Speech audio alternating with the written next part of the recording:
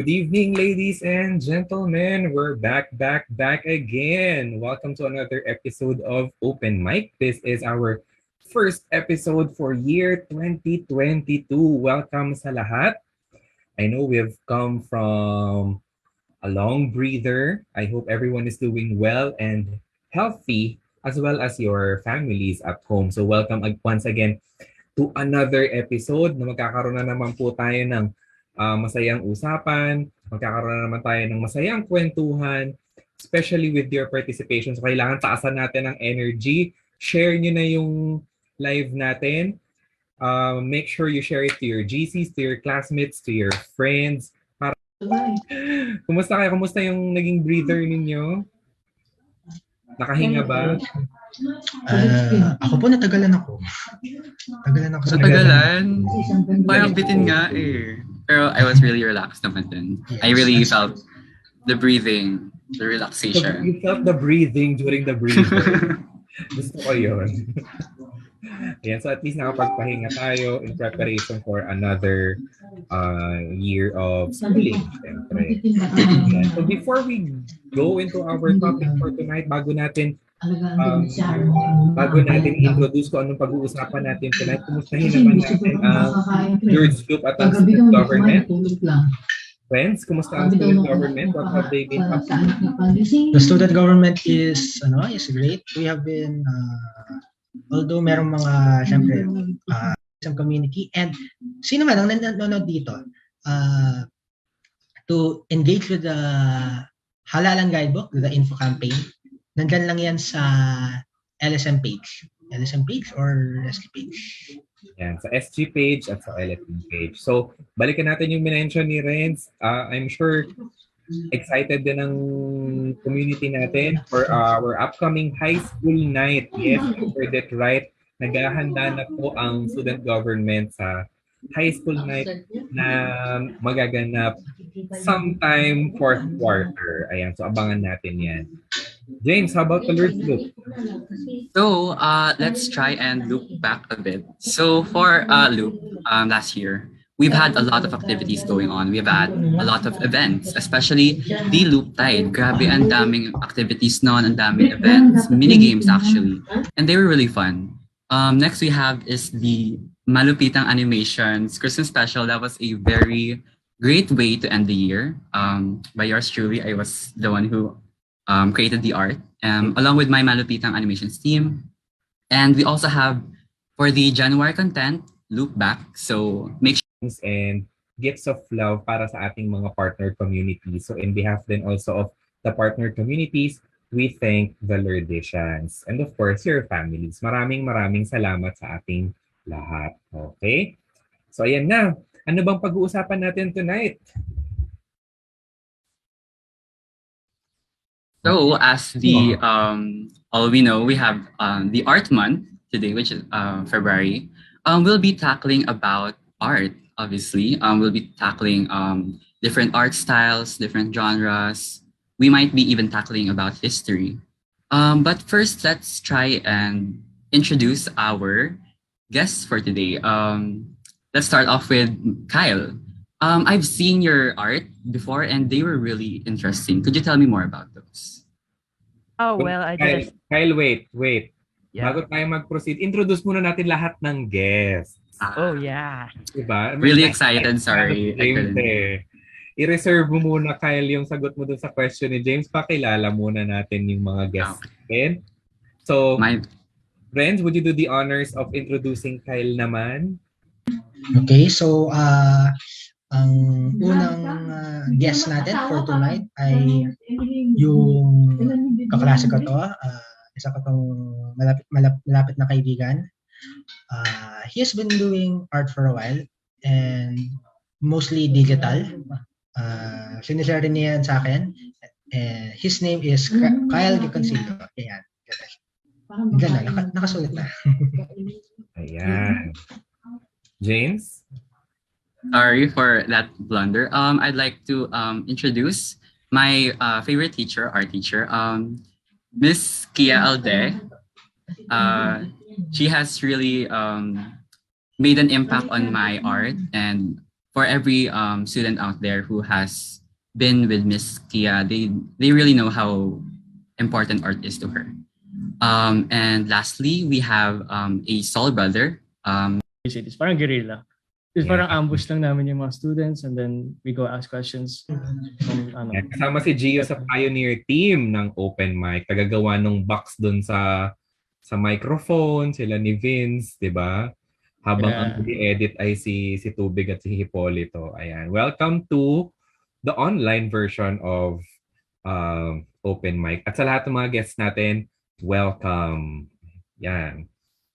So tuloy mo na yung tanong mo, James. O, chance mo na. I am really excited for the answer. Could you answer, Kyle? The question, do you still remember? I just want to know more about your art. Well, when I usually do my artworks, I just experiment on them. I am more of the multi-genre aspect. I just explore more about artworks and then I could just mash all the concepts together and then I got the result. That's honestly an interesting take on art, especially for young children. It would be really great to experience and to adventure out on different art styles and different techniques. So, Gio, could we ask about how your art is? Any styles, techniques? For me, mostly I do, what do you call this? I do digital art. Tapos ang mostly ang style ko is more on the minimalism side. So I don't like a lot of clutter, mga ganun. I just want to get straight to the point and then, just have fun, really. I remember nga yung mga artworks mo nung before you graduated. They had an impact on me then. They were really memorable. And last but not least, Miss Kia. Miss Alde. Alde, sorry. Miss Alde, we know po na teacher ka ng LSM, right? Ano pong grade level ulit mo mga tinuturo mo for art subject? Parang tumanda siya. 7 to grade 12. All around. Oh. So, lahat pala. And then po, outside of your teaching job in LSM, well, we've heard na meron ka na rin ginagawa art jobs outside. Pero can you specify po ano talaga ang mga yun? Kasi don't know much, Recently, I'm a video editor.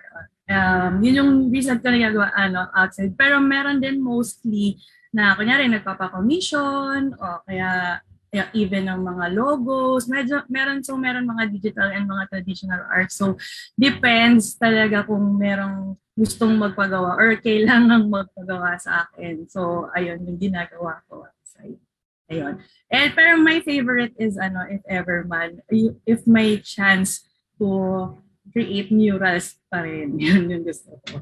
Murals. Right now, saan namin makikita yung mga murals na gawa mo, Miss Kia?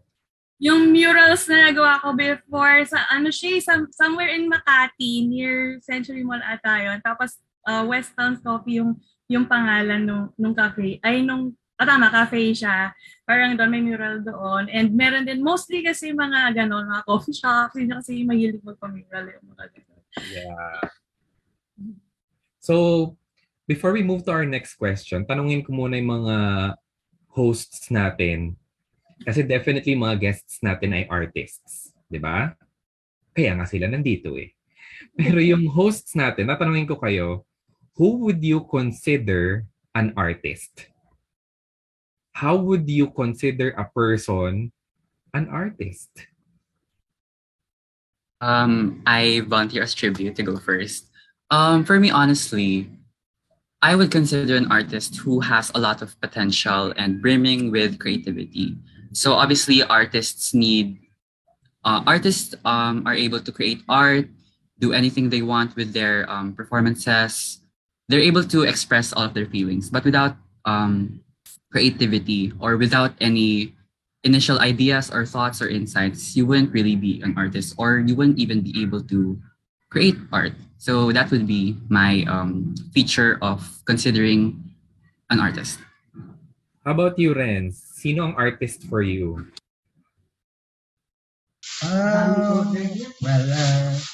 For me, to art, consider ko po ay someone who knows how to express what they want to express po.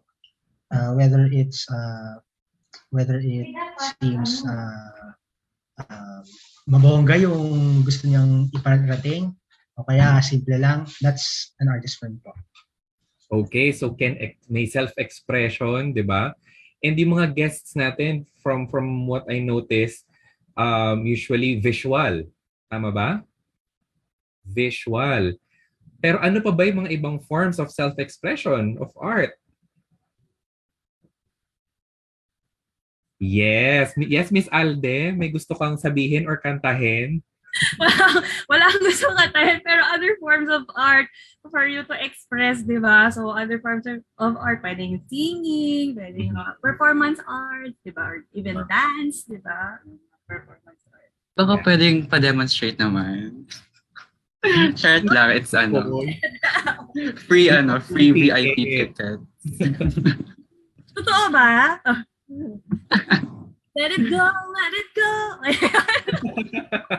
Throwback naman po dun sa ibang Frozen could never. Pag pinakanta mo si Miss Kia, kailangan magpabili ka muna ng ticket. Ganun Ay, pupunta pa ako sa Makati. Pupunta pa ako. I'm gonna get all of those tickets. Sold out kagad yan. Yeah, thank you, Master. And Kyle also dances. Di ba, Kyle? That is a form of art. Yes po, sir.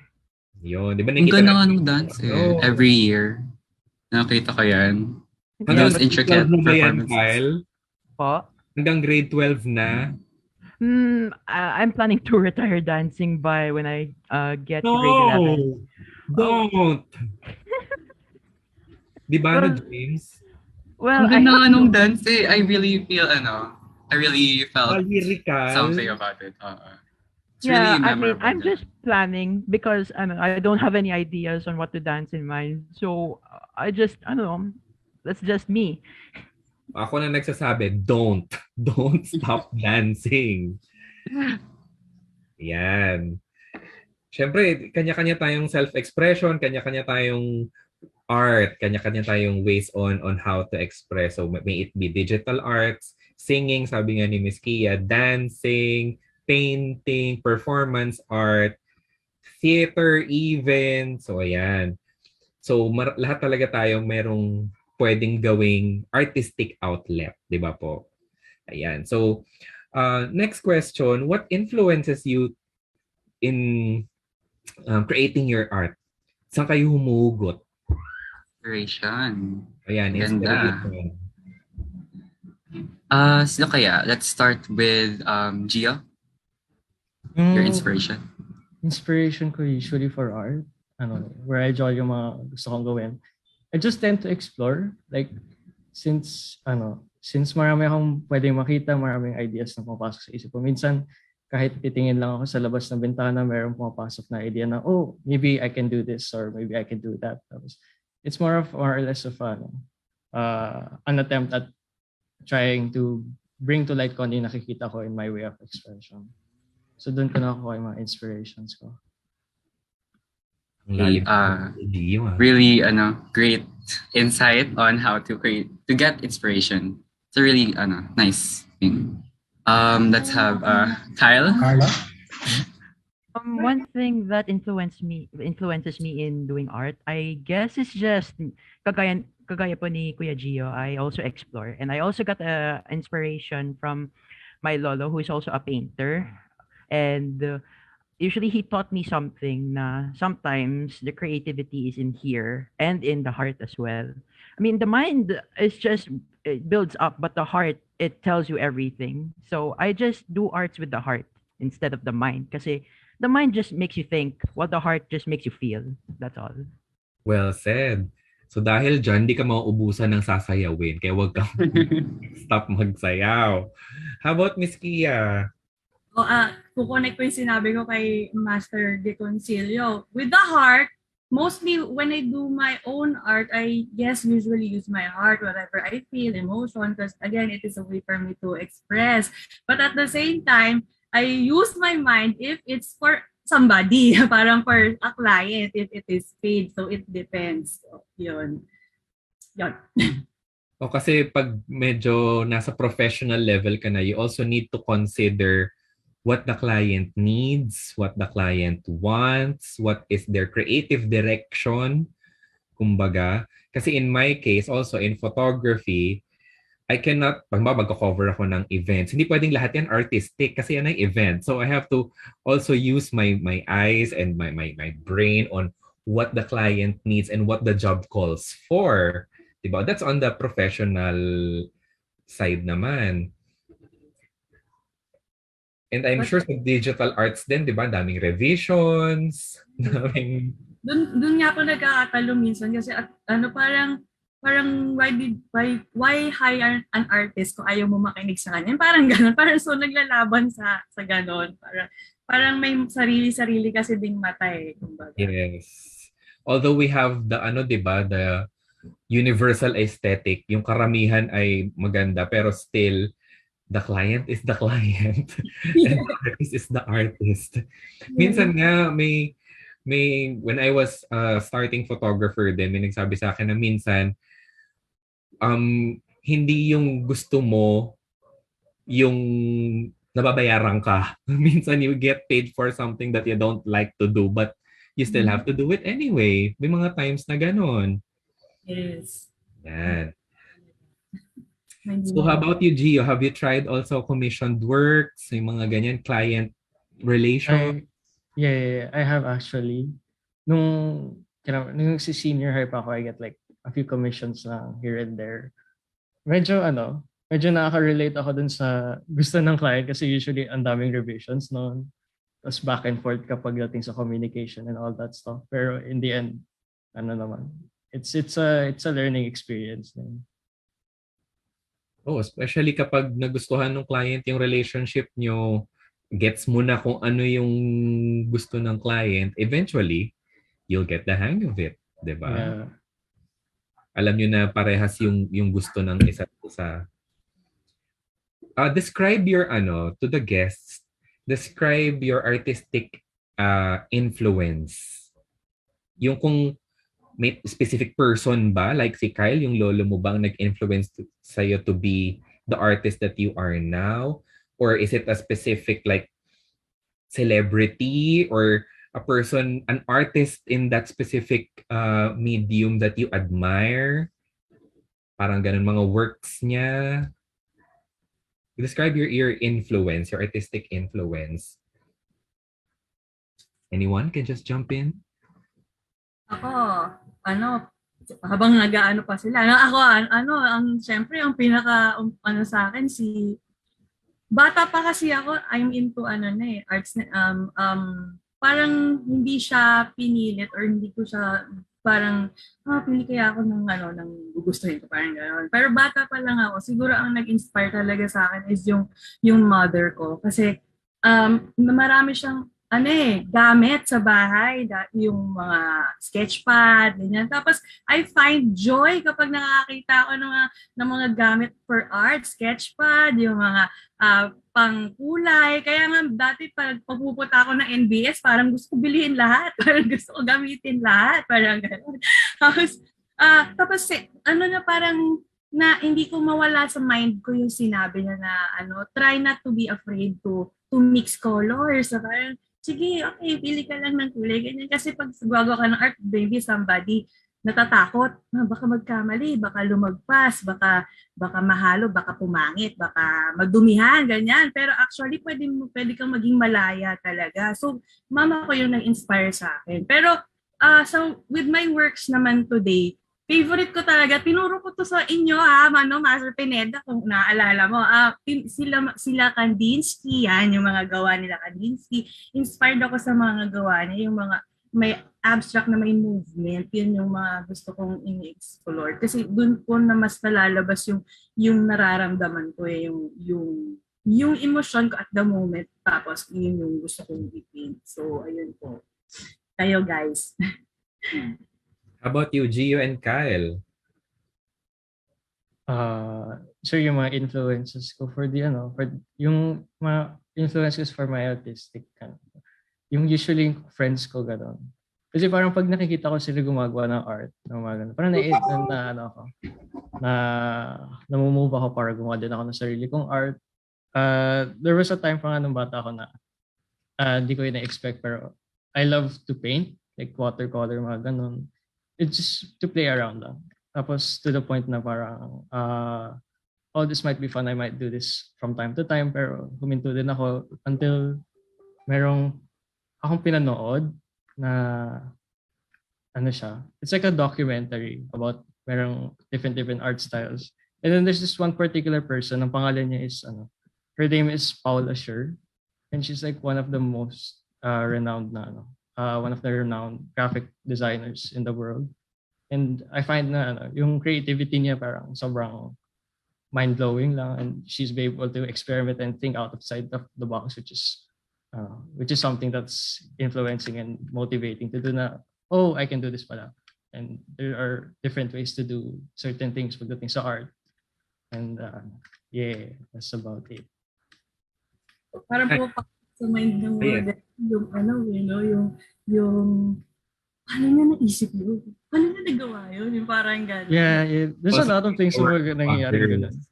When you see other people's art, parang you're gonna wonder na, oh, this one's cool, I want to learn how to do this and that. Kyle, ikaw? Usually, the one that influences me are the Renaissance paintings. It's very, very interesting actually. So I was able to picture out yung mga pieces from Leonardo da Vinci to the present. Tapos, I usually start preparing a canvas on any software, and then I just think outside of the box and then form something out of any random object or any kind of scenario I think of. And then minutes later, or hours later rather, I'd be when I'm done finishing it, and then when I zoom out of the canvas, I was like, whoa, what have I done? This is something. And then I would be like, okay, let's just post it on Instagram. And then I am actually I felt heartwarmed with that a lot of my friends appreciate my artworks and my passion for art, because art has been like my life ever since, and art is just basically beautiful. That's all. Right. So sabi sa'yo, ulitin ko, don't stop dancing. Diba? Don't stop dancing. So before we proceed, no, naalala ko lang kasi ako din, my journey as an artist, when I started taking photos, ito yung photography side ng artistic ko, artistic photography na side ng pagiging artist ko, I started taking photos when I was in grade 6. So analog pa yon. I save up my baon para meron akong pang-pa-develop ng film during that time. So I take photos of random stuff until when I was already in high school, I was already a magazine person. Wow! Bumibili na ako ng magazine, fashion magazines to be specific, Preview, Mega. Hindi ako naka-subscribe, pero every time I have extra money, yun ang binibili ko. Okay? But I don't read. Hindi ako mahilig talaga magbasa. So bumibili ako ng magazine pero hindi ko siya binabasa. I buy the magazines for the pictures. I study the pictures. And then hinahanap ko dun sa baba kung sinong may gawa, sinong photographer, sinong stylist, makeup artist, anong pangalan ng models. Nandun, tinitignan ko yun lagi. Then I study. Until such time na nakilala ko na kung sino yung nag-influence sa akin sa photography, which is the late Raymond Isaac. He passed away last 2020 yata, just recently. And then when I was at the peak of my photography career, the fashion photography, took up fashion photography, some of my designer friends, mga naging friends ko na fashion designers and all, they asked me, bakit si Raymond Isaac? Ang dami ng bagong artists na mas bata, mas magaling, like DJ Pascual, mga ganyan, Mark Nick Dow, yung mga common talagang mga commercial editorial photographers. Bakit si Raymond Isaac ang favorite mo? ang sagot ko dun sa mga nagsasabi sa akin, because Raymond Isaac opened my eyes to what photography is. Siya talaga yung nag-influence sa akin. So kahit alam ko may mas magaling sa kanya, kahit alam ko may mas bata sa kanya, dahil sa kanya, na-appreciate ko yung art ng fashion photography. And I also got the chance to meet him, to work with him, which was a dream come true, di ba? So I was given the chance to be photographed by him way back then. So that was a very, very life-changing opportunity na he criticized my work. Diba ang sarap sa feeling na yung idol mo, kinikriticize yung trabaho mo, ang galing. It was surreal. The feeling was surreal. So talagang is a great loss to the industry. So maganda na, yun nga, sabi ni Gio tsaka ni Miss Alde, you also study the works of others. Hindi lang sa graphic arts, but also yun nga, Renaissance like Kyle. We also watch videos of how they do it. Yun nga, paano ba nila yung ginagawa? What's their style? What's their approach to it? So that's how an artist's mind works. Tama ba? Parang nag-grow siya. Yes. And siguro share ko na din when he criticized my work. Kasi nagkaroon kami ng exercise, so photography na exercise. You're going to take photos without looking at the viewfinder or the LCD screen of your camera. So yun yung task. So kukuha ka ng hindi mo fine-frame ng maayos, hindi mo siya makikita, hindi mo siya mapi-preview, basically back to basic. Then you go around, siguro binigyan kami ng parang mga 15 minutes to do that. And then we would go to him and he would criticize and he would tell you what kind of person you are based on that exercise. And he told us that exercise alone, parang nung nag-aral siya abroad, that's already one course, parang personality and art, your type of art in relation to your own personality. So when he got to criticize my work and he told me what kind of person I was based on that, it was so spot on. And until now, ginagawa ko siyang artistic mantra. Parang ganon.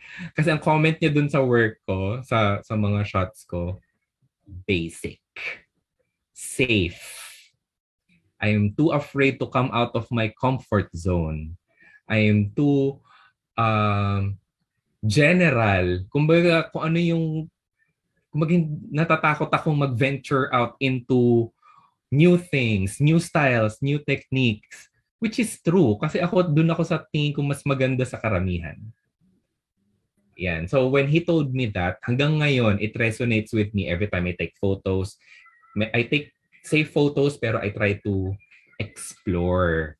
Yeah, so kaya ang laki ng influence niya sa akin talaga, and I hope you also get that kind of influence with the people that you meet.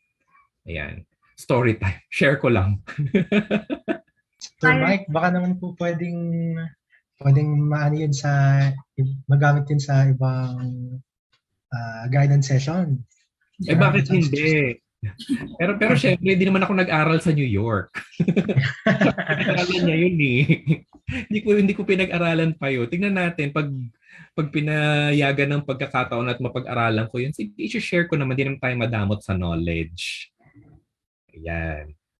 So kanina na-mention ni James na February is the Arts Month. Miss Alde, normally ba ang Arts Month sa'yo ay busy month?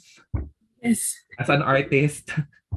As an artist, outside school, I don't know, sa totoo lang parang nawawala ng time for arts. I don't know because of my other works, and at the same time, parang pag meron akong urge gumawa ng artwork, parang tinatamad na lang ako. Parang ganun yung nararamdaman. Parang gusto ko na lang matulog. Parang ganun yung nararamdaman ko. Pero sa totoo lang, bumibili ako ng gamit. Mabibili ako ng mga canvas, ng mga gamit.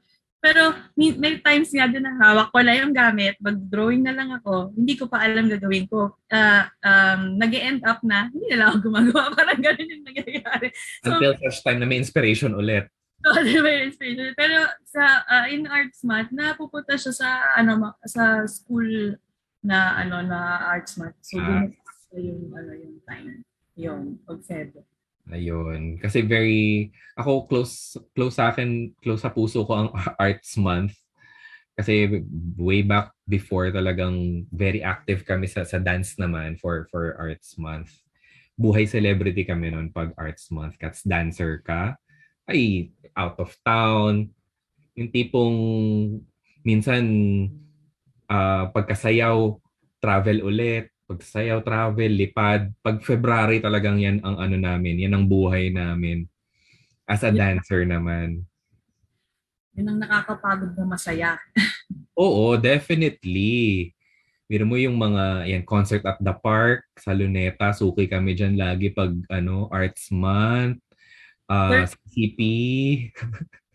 Share ko lang, sa concert at the park, nung bata pa ako, hindi to ngayon, parang sa concert at the park, yung ballet. Tapos bata pa kami, tapos parang ang hasaya-saya namin pag nakikita namin sa TV. Nakita kasi namin sa TV. Hindi ako yan. Wala. Share ko lang. Concert at the park. O ako din usually live, may time nga na live yun, di ba? So, ako din nag-text din ako noon na nasa concert at the park kami, panoorin nyo kami. Kahit hindi naman nila ako makikita kasi dami namin, hindi mo kami marirecognize, tsaka layo-layo. Oo, malayo yung shot. Oo, kasi kita yung buong stage. Yan, anin yung sining, usually sayaw Pinoy, yan, Arts Month. Ayan, so, James, anong next question natin? Para marami pa tayo mapag-story time-an. Ano kaya question? I want to ask about, since everyone has their own art style na, they've all discovered their foundation for their art. I want to ask, paano nyo na-improve yung art? How were you able to maintain that over the past years? I'm guessing matagal na kayong nag-art, nag-drawing. So I want to know how everyone was able to maintain that. Anyone want to go first? Miss Alde. Oh my God. Sabi nga ni Sir Mike, you have to explore more yung arts ng iba. Kasi doon mo mawawiden yung mo eh. Kasi hindi ka pwede limited lang ito at ito lang ginagawa mo. So kung makikita mo yung gawa ng iba, doon ka ma-inspire na. Hindi mo siya gagayahin. Pero paano ka rin paano mo ma-explore na on your own, parang on your own style, parang gano'n. At the same time, totoo kasi yung practice, parang yan. Kasi kung may gusto kang ma-achieve gawin na hindi mo kaya, mag-practice ka. Parang dati nung bata pa ako, pag nagdo-drawing ako, lagi ko dito-drawing, di ba, mata. Parang experience mo yan. Feeling ko, Master Pineda, pinagdaanan nyo yan, Master Geconcillo, yung mga mata. So yung yung left eye lagi, maganda. Pagdating naman sa isang mata, parang yun yung nag-a-adjust para dun sa kabilang mata. So parang kailangan i-practice mo yung isa, yung hindi mo masyado perfect. So hindi ko rin makalimutan yung sinabi ng si tatay ko ba to? Yung kabilang mata, dun lagi unahin mo para kasi nga, you have to practice. Ito totoo yun. Ayun. And explore. Hindi naman pwedeng naka-side view lagi para isang mata lang. Oo, kailangan mo naman mag-grow naman. Iba naman, subukan mo naman yung iba, di ba?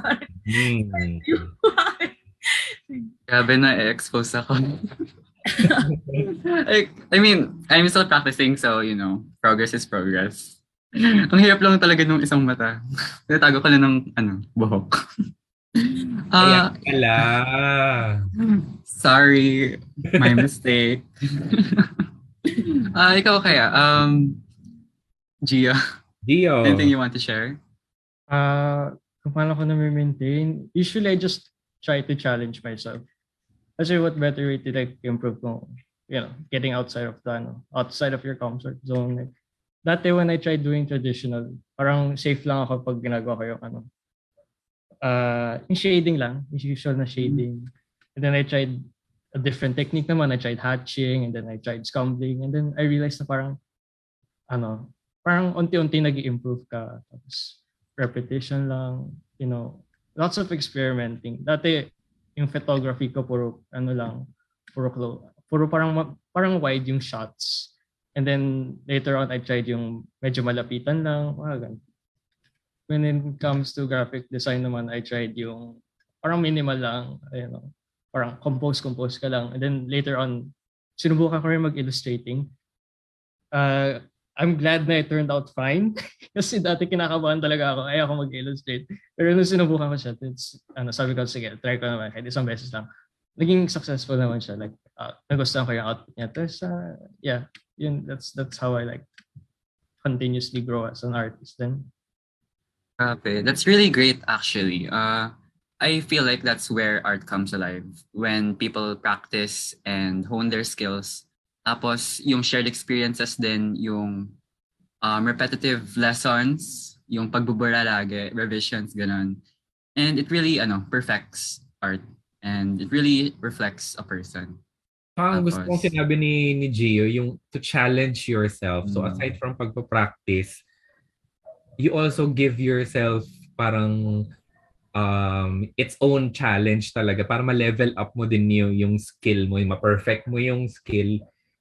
Ano ka naman, i-level up mo pa. Yan. How about you, Kyle? Usually how I maintain is just like keep going. And then Alam mo sabihin ko dyan. Hindi ko na. Sige na po, sir. I won't retire dancing po. Okay. Narinig niyo na. You heard it here on Open Mic. Makikita pa natin ulit si Kyle sa mga susunod na taon. Get ready, guys. So, yes, I have the similar experiences with Kuya Gio. Usually, I ought to challenge myself. And kagaya din dun sa traditional, digital, and photography.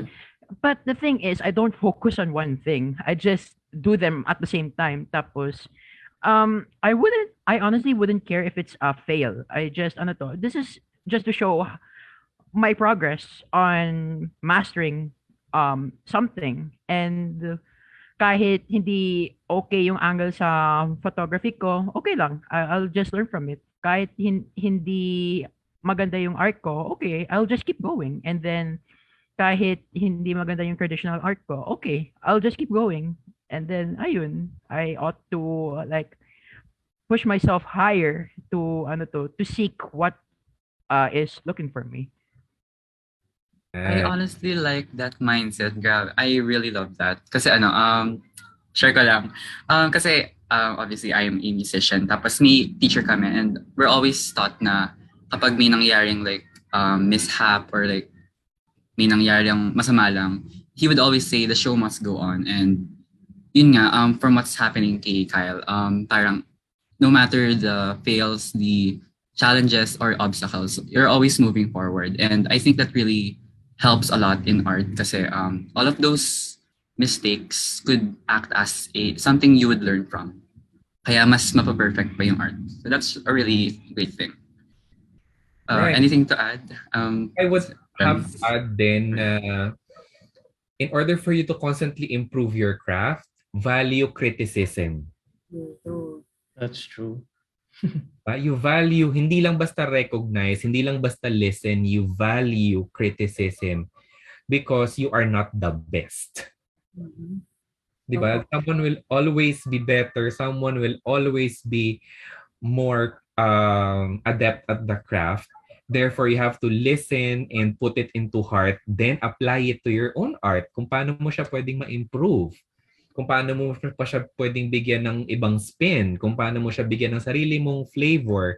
Because criticisms will help you grow as an artist. Whatever kind of art you're practicing, it will help you grow. Especially in my case of photography, yung mga works ko nung mga time na nag-start ako, I cringe talaga. I cringe. Ang pangit talaga. Ang pangit. Kaya parang I saw my growth kasi talagang pinapa-criticize ko yan sa mga kilala ko na photographer, and then they would tell me what to improve on, and then I listen and then put it into action, into my art as well. Yan, so value criticism. Huwag tayong 'di ba? Huwag tayong balat sibuyas. Develop a thick skin as an artist. Sir Mike, naalala ko po tuloy, meron akong nakitang image. Meron parang siyang naka-format na meme. Hindi ko alam anong tawag doon sa sa theory na yun eh. Pag start mo agad, ang skill level mo, tapos ang confidence level mo, ganito daw. Tapos, pag na-criticize ka na, mas mababa pa nung bago ka pa magsimula. Tapos, ang sobrang bagal ng pagbalik. Tapos, doon mo na malalaman na magaling ka na. So, naisip ko lang na the hardest part talaga ay yung ang taas ng confidence level mo. Mahirap mawala yung parang ego sa sarili mo. Yes, and that is true. I think Gio would attest to this na halimbawa dito sa school natin, ang point of comparison lang natin yung isa't isa. Na ang grade ko, nananalo ako ng poster making contest sa grade 12, sa grade 11. Pagdating mo sa labas, sa college, lahat kayo magaling. O saan ka na? Yung college kami, akala mo magaling ka eh. Nananalo ka sa mga contest. Eh. Tama si Sir Mike. Pagdating mo college, marunong ka lang. Tama dun sa movie ang movie to, sinabi nga yun doon na pagdating mo nga doon, akala mo magaling ka na, yung pala marunong ka lang. Parang gano'n. Alang, right. Tapos yung mga teachers ko, kung sa inyo ang bait, parang akala nyo ang bait o mataas magbigay, sabi sa mataas magbigay ng grade, ganyan. Pero kung in college, pag pangit, sasabihin pangit talaga. Kung basura, pwedeng punitin sa harap mo, pwedeng gano'n. Kaya hindi pwedeng iiyak ka na hindi ako magaling, tas wala na sira na yung self-esteem mo. So,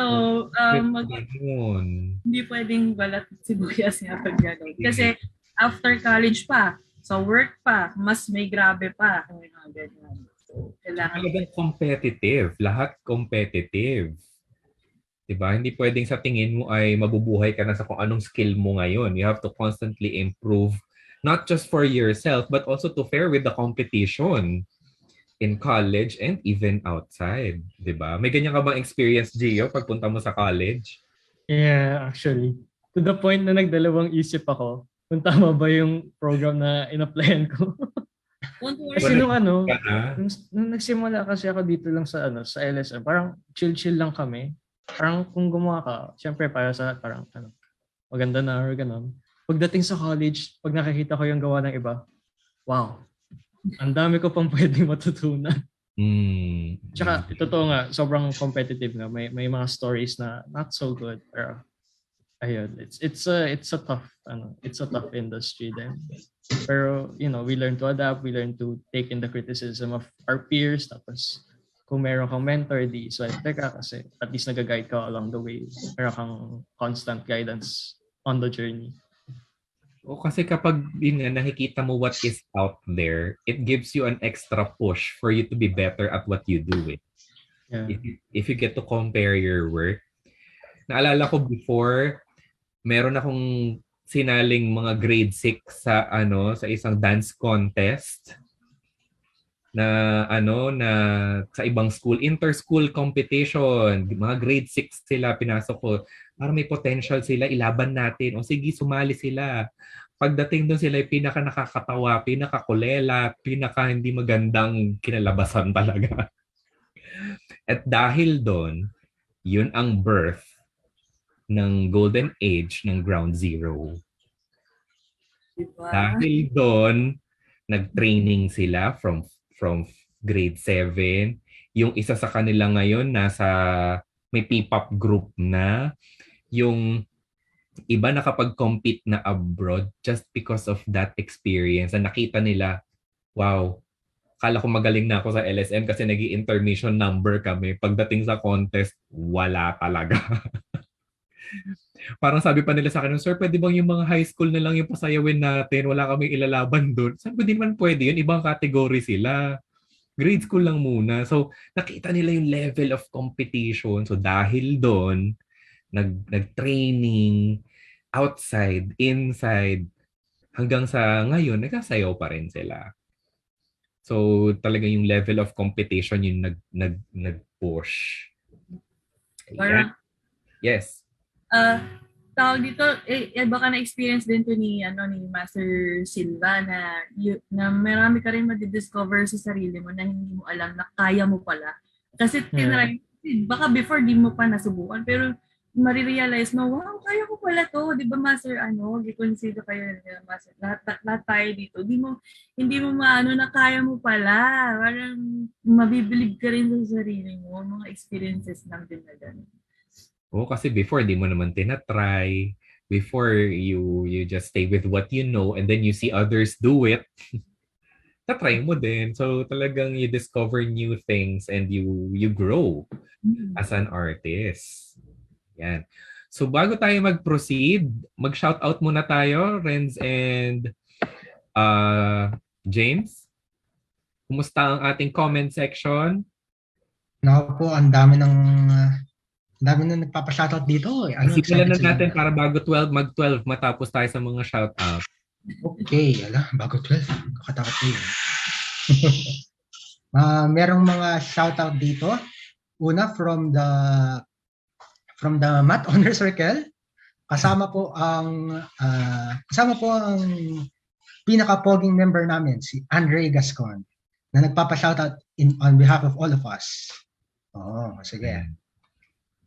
And syempre sila Vincent Largo, ang ating open mic team. Joaquin Valencia, yan, let's go. And of course, from the SG, si Alci. And Fons, thank you. Pogi ko daw. Pogi daw. Salamat. Ayan. Carlos Sikat, good evening din sa'yo. Lyle Killing, ang host ng namin kanina, ng Wizards Mentoring Day. Yan. Shout out sa iyo. Sino pa? Oh, John Alarcon is watching. Batchmate ni Gio. Hello, John. Ayan, Miss Kia, may nagpapa-shout out for you. Shout out daw. Shout out sa mga besties ko, Mara and Gabs and Tila Jason and Val. Hello, everybody. Ayan. Sino pa bang nandyan? Yan kay mga students ni Miss Alde nanonood. Sila Vincent Atienza. Ayan. Jan. Shoutout rin sa mga kabatch ko dito na in-invite ko kanina. Si Aaron Pantay, si Ryan Philip Santos. Ayun. Maraming sila. Nagkakom sila dito. Ayan. And pinapa-shoutout ni Miss Clarice, si Gio. Gio, ma'am. Miss Clarice. Mamiss ko na kayo. Ayan. Siyempre, tao ng yan. Ng battle station yan si Gio. Sabi ni Miss Clarice, continue learning and be an inspiration to other artists. Ayan. Sabi ni John Revelar, di na lang po ako magka-college. Hindi namin kayo tinatakot. Oo nga, hindi naman namin kayo tinatakot. Pero that happens. So, with that reality, ngayon pa lang, paghandaan nyo na yan. Diba? Alam na natin yan ni... Yan, from the SG again, Gianni Pancho. Hello, good evening. Ayan. May comment dito si Miss Mara, parang nung high school hindi ako nagpapalift sa cheer dance. Tapos pagdating ng college, ako na ang hinahagis. Ayan. Bakit kaya hindi nagpapalift si Miss Mara nung high school? Bakit na? Diba? Ayan. Fear of heights ata. Fear of heights. Ayan. So, to continue, meron tayong Sir, talk. is it okay for me to shout out? Go ahead. All right. I would like to give a shout out to my section, Saint Fidelis. To my friends in grade 10, si Aitan Patani, Paulo Navarro, Isaac Bobby, Wala and Jedi Carlos. A grade 9 friend of mine, si Alci Saulog. A few soul friends of mine, si Angela Buendia, Daniel Bato, John Alarcon, Nash Navarro, and the ones from the Soul 21 side, si Kuya Balong, Kuya Ken Abundo, Kuya Oliver Sered, and my additional friend, si Jeremy Remulla. That's all. Ayan, ang daming pa-shoutout na. Sana nanonood silang lahat, no?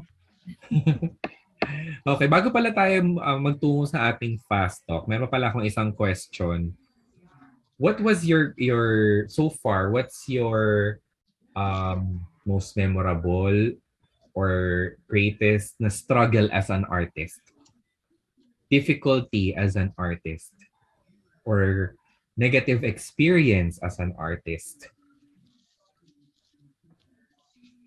Kyle, since natin sa'yo. The difficulties as an artist, well, I guess yung mga revisions to make, tsaka siguro yung mga multiple drafts that you make, and then after that you just aim to get that right proportion of the canvas, and then probably a lot of minutes and trials to perfect that kind of portrait. And then once you've done a lot, and then you end up being at that stage, and then when you look at it, oh wow, it's good. So ayun, that's the difficulties. Maraming revisions tsaka trials. Ayun. Nako, when you get older, yung maraming revisions na yan, it's just normal. That's just, hindi na yan difficult. Revision 100, walang problema. Oh, revision lang pala eh. Final 1, final 2, pero final na yun. Talagang. Oh.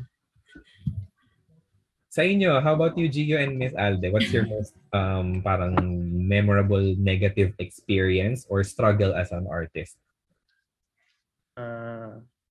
Siguro yung mostly yung struggle about self-confidence. Kasi that's like an ongoing thing eh. Usually, parang you're not sure kung okay ba itong ginagawa mo, or kung okay ba yung maging itsura siya. Is it very, is it competitive enough? Is it up to the standard ng ibang tao? Mga ganun. Pero I came to believe na it's a journey na parang kanya-kanyang pacing lang. Like eventually mag-improve ka rin, mga ganun. Kasi when yung experience ko like something similar, when I tried out with traditional art, nung una parang I thought na hindi ako masyadong magaling dito. Well, I mean, hindi pa rin naman ako masyadong magaling. Pero once I tried it naman, parang it's fine, it can be improved. There's a lot of imposter syndrome then, the usual stuff. Pero eventually, when you growing up naman in the art, parang you realize na you can be good naman, then you just need a lot of practice and then just continuously doing art, never giving up. And that's about it. Master, ano bang course mo? I'm taking up multimedia arts po.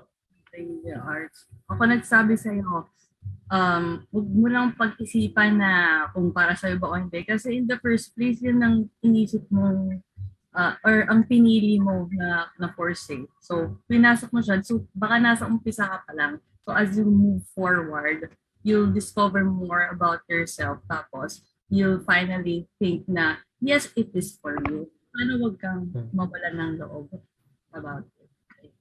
Ngayon po, parang less na yung idea na hindi ako masyado magaling, or less na yung parang yung consciousness. Kasi I realized din na there are stuff din na kaya ko naman din. And then this is for me.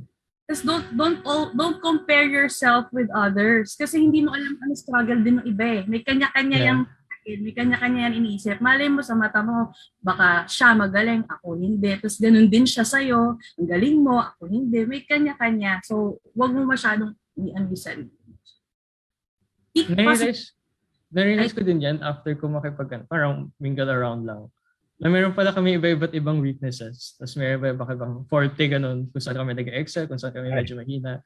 Tapos doon na kami nagtutulungan para maging mas magaling kami. tulungan. Naaliw ko kay Gio. Gio is still Gio. Tumangkad lang. Sir, magagulat ka, I'm still the same height. Kasi with the way he expresses himself, with the way he expresses his personal insecurities, with his struggles as an artist, parang narinig ko na rin to nung grade 12. Kaya nakakaaliw. Parang naiba lang ng naging college lang yung concern, pero yung pa rin yung constant na battle ni Gio, which is nice kasi at least tumangkad siya. Yes, Miss Kia. Struggles. Ang naisip ko bigla, kasi here in the, pinag-usapan din namin to ng grade 12 na here in the Philippines, hindi masyadong pag-artist, di ba? Pag sabihin natin graphic artist, parang yung iba nga, shout-out lang yung binibigay. Gawa mo naman ako ng logo, shout-out kita sa page ko. Parang mga ganun. Parang hindi nako-consider as, it is work. Parang, I do this as a living. Parang ganun. So, hindi pwedeng, kunyari, friend kita or friend niya or sabihin natin acquaintance, parang nag-expect libre. So, you have to support na parang, hintayin nyo ako ang magsabi na, sige, huwag ka nang mag-buy. Pero yung, hindi lang for me, siguro sa other, na mga kakilala ko rin, mga experiences din nila, na parang, they don't take it seriously as a type of, of work. Kasi, may times na din ako na, yung napag-usapan kanina, clients, parang ganyan. May na-experience ako na, nagpa-design sila sa akin, tapos ginamit nila yung design ko without paying me. Tapos nakita ko na lang siya nandun na. Parang dun, kasi sobrang nagtatrust ako na hindi na kailangan ng contract, hindi na kailangan ng mga kasi dun ko na-start na, simula nun, gagawa na ako ng contract, ganyan, kahit kasi hindi mo alam anong pwede nilang gawin. So yun yung tingin ko, yung nag-pop sa akin na struggle. Pero guys, hindi ako hindi ako po ang pera, wag niyo i-ano sa utak ko. Sinasabi ko lang yung karapatan sana ng ibang artist, hindi lang sa mga nagdo-drawing, pati yung mga musicians, pati yung mga ibang mga performance artists, yung mga ganyan, yung basta the artist side, yung mga ganyan. Sana they would look at it as something na yung something you look up to na deserve din naman nila ng parang wow, artist, na parang gano'n. Kasi mag-stereotype ako ng kadalasan na nangyayari. Na kapag, di ba, sabihin natin, wow, parang doktor, wow, engineer. Tapos pag wow, artist, parang iniisip nila, nagbebenta ka ng art, parang mamamatay ka na lang, hindi ka na, parang ganun. parang akala kasi na parang pag artist nagbebenta lang ng art. Tapos may na-experience din ako before. Sabi niya, what do you do? Anong kumbaga course mo? Or pag nalaman nila nag-graduate ka na, tinanong ako, sabi niya, saan yung pwesto mo? Parang, parang isip ko, pwesto? Parang isip ko, anong pwesto?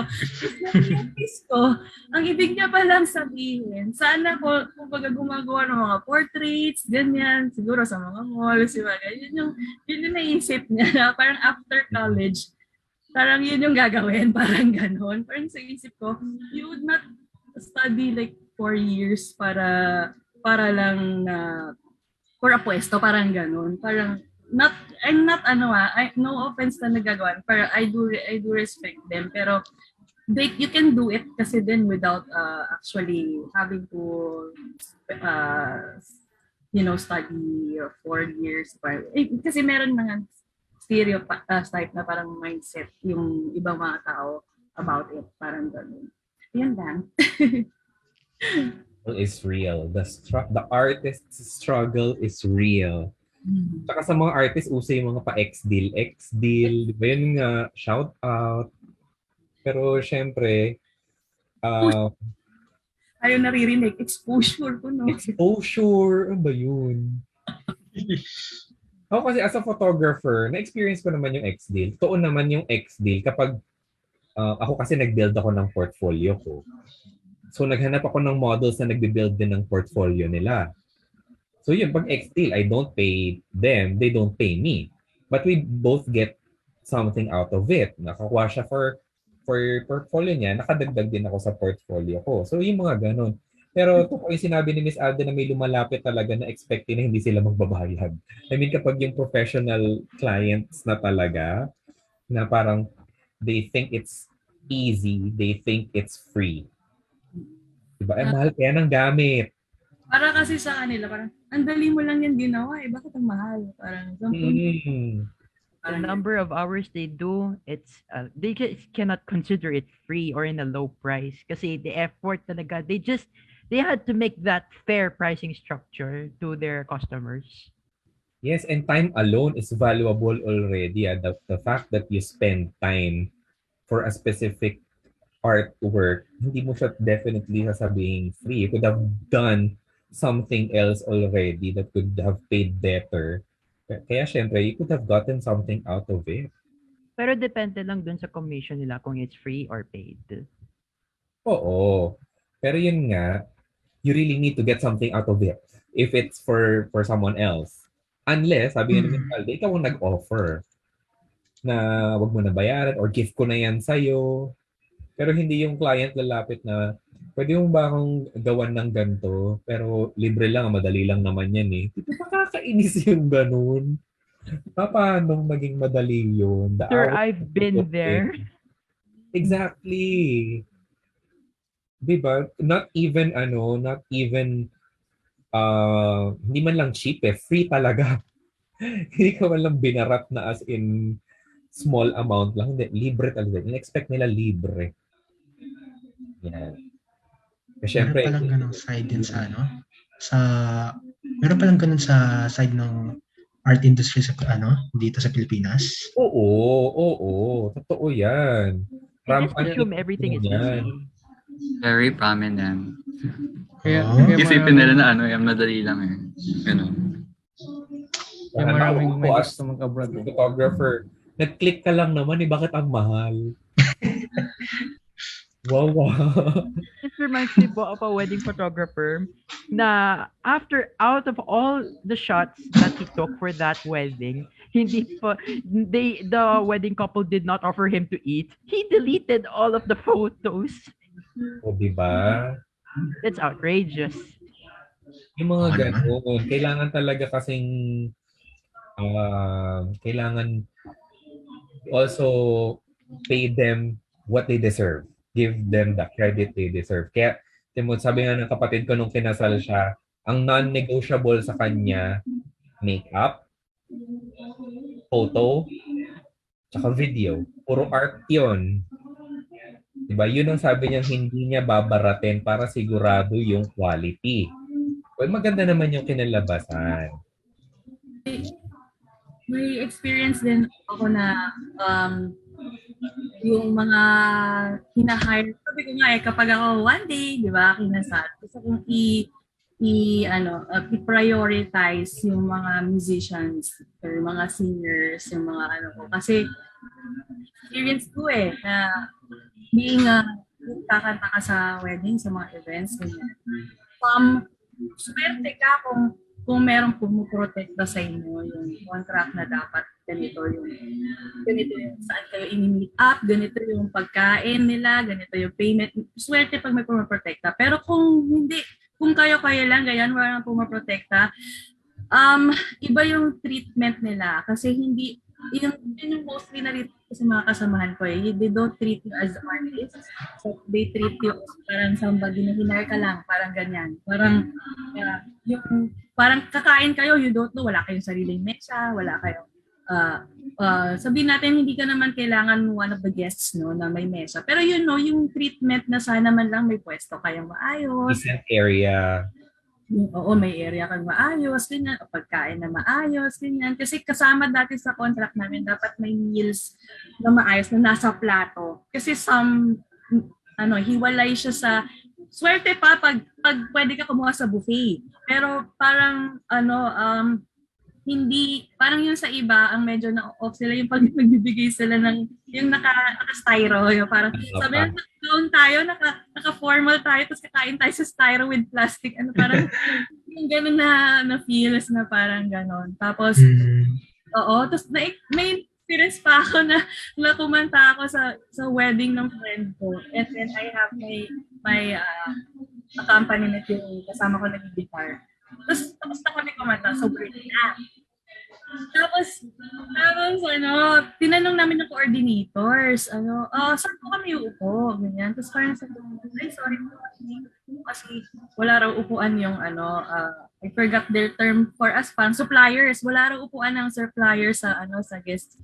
Parang yung kasama ko na industry, kasi guest kami. Kumbaga, parang yung pinakasal. Parang sabi niya, tingnan mo yung guest list, yung pangalan, nandyan yung pangalan. Tapos parang medyo napahiya si coordinator kasi yung treatment sa amin, ay walang upuan, parang ganun yung treatment sa amin. So imagine kung hindi ikaw guest, ganun yung treatment nila sa inyo, hindi sa amin na hindi artist.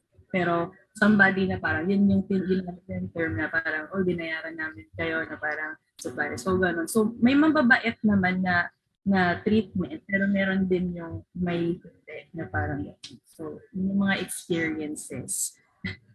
Yeah, mga struggles ng mga artists sa Pilipinas. And I guess siguro in other countries may mga ganyan din kasi naglabasan nga yung mga memes na kailangan talagang bayaran ng mga artists.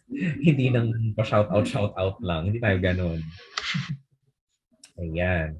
So now we can may follow up yata si James. I think me time pa naman. I would just like to ask, since yun nga, we have, as artists, we've had a lot of good and bad experiences. Tapos, there are times when we'd feel at the lowest of the low, or minsan nga yung art block when we feel like nothing's coming to us. I just like to ask this question that non-artists and artists would like to know the answer to. What keeps you going to continue to do art? What's that part of you that motivates you to continue expressing yourself and your reflections in art and pretty much everything you'd like to show? Satisfaction. Could you minsan kasi elaborate? Minsan kasi kung nakaka-demotivate. Minsan iniisip ko na lang na yung process ng paggawa ng art parang satisfying siya in the end. Kahit sa simula medyo alanganin siyang tignan. Pero ayun, parang worth it naman yung struggle pati yung hardships na dadaanan mo pag gagawa ka ng art. Kaya, I just keep going. Exactly. I think it's really rewarding. Yes, yeah. Kyle, anything you'd like to share? For me, I think it's passion, because being passionate about something is that it really means a lot to you.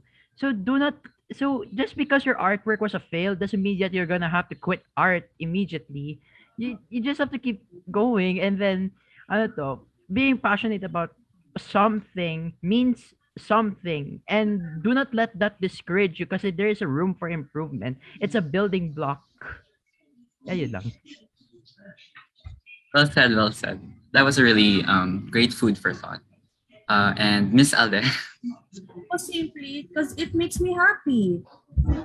Kahit mahirap, may mga struggles, yung mga experience, it makes me happy. May urge eh. Para, sige, kung ikaw man ay dancer, kung ikaw man ay singer, kung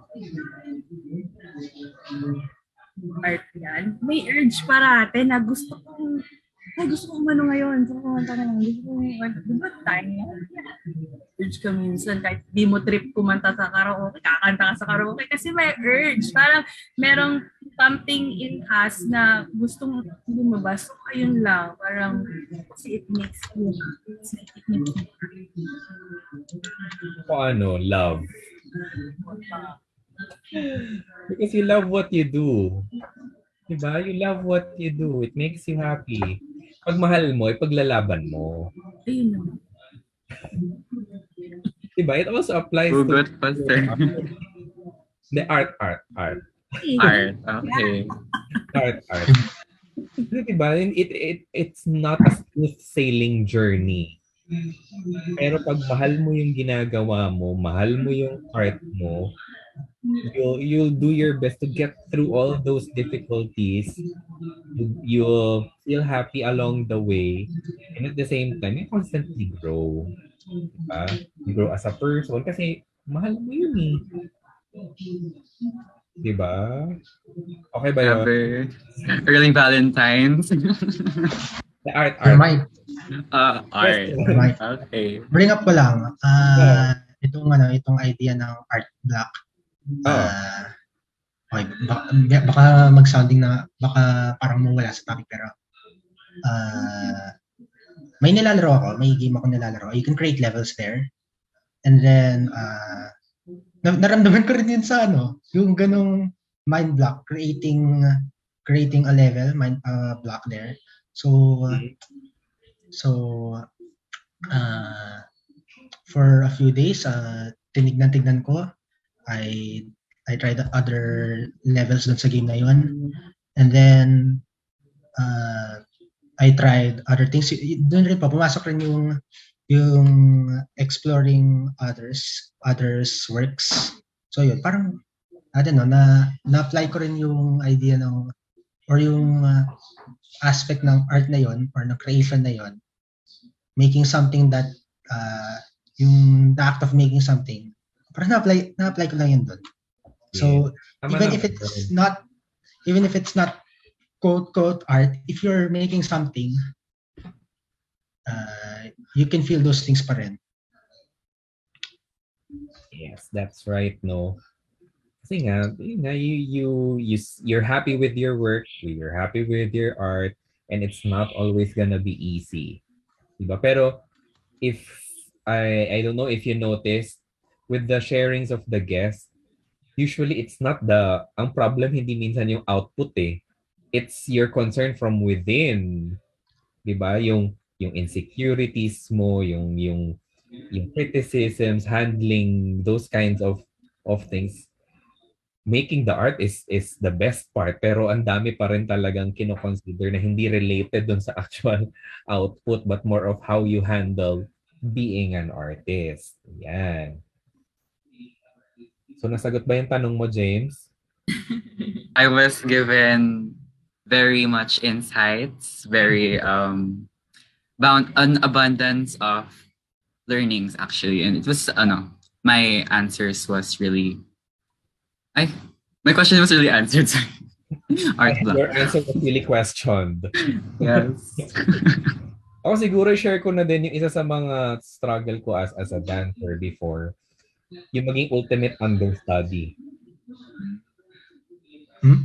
Maging ultimate understudy, ibig sabihin, meron kaming isang dancer na siya lagi yung sumasayaw nun.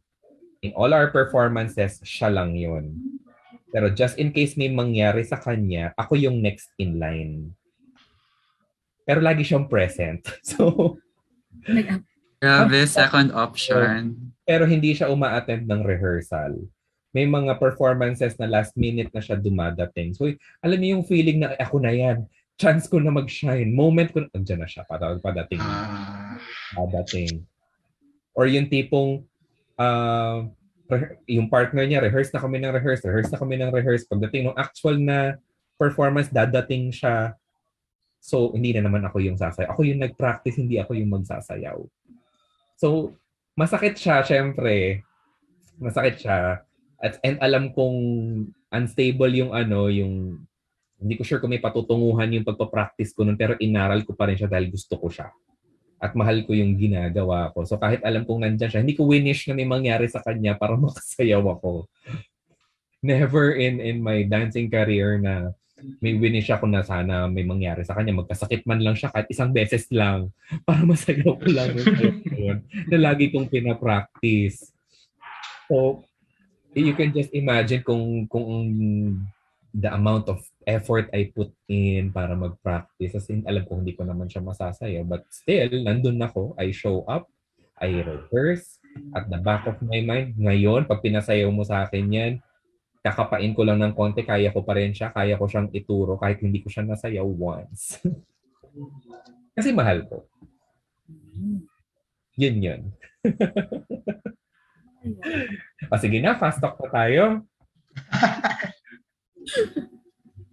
nga, tara na, Sir Mike. Okay, explain nga, James, yung mechanics ng fast talk natin. So, we'll just be giving choices, 2 choices only. Tapos, you'll just be answering fast, no explanations, just answers to the questions. So, siguro let's start na. Master Sibal, would you like to do the honors? Okay. Ilang seconds ang ano? 2 seconds lang ha. 2 seconds lang mag-iisip ha. Susan Andrei. Okay. Dapat may music sa mga ganitong ano. 3, 2, 1, go! Visual arts, digital or traditional? Digital. Tal. Best editing platform? Adobe After Effects. Photoshop. Ay, Illustrator. Oh, Canva. nagbago agad. Pinterest or Instagram? Instagram.